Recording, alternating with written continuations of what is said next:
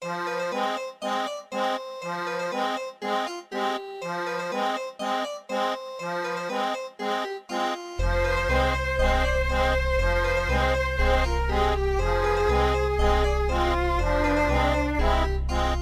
primera Alicia estaba llena de valor, con espada en mano se adentró en aquel país. Incontables fueron las pérdidas que causó, dejando detrás solo un sendero carmesí. Esa Alicia en el bosque se perdió, en castigo a sus pecados encerrada se quedó. Árboles cubrieron toda forma de escapar, nadie sabe si vivió o murió, dónde estará.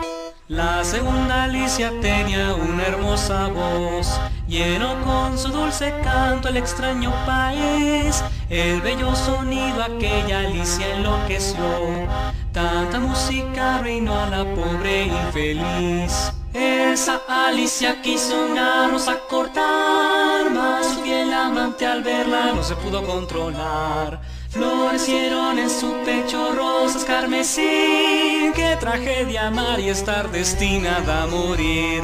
La tercera Alicia, una pequeña niña fue, de hermosa figura perdida en aquel país. Todos la adoraban por su bello parecer, y en su mundo de ilusiones decidió vivir.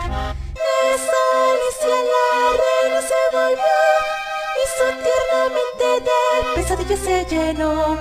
Un cadáver putrefacto parece observar, como su reinado comenzaba a zozobrar. Más allá del bosque otro reino hay, bajo los rosales a la hora del té.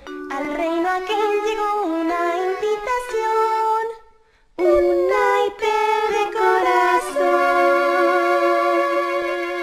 Un par de gemelos del número 4 fue, llenos de curiosidad llegaron al país. Abrieron las puertas encontrando cada vez las terribles escenas de pena y dolor sin fin. La valiente hermana mayor y el brillante hermano menor a la tercera Alicia se quisieron acercar,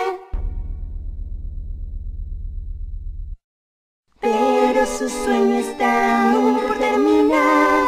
Aquel extraño país hoy a sus pies está.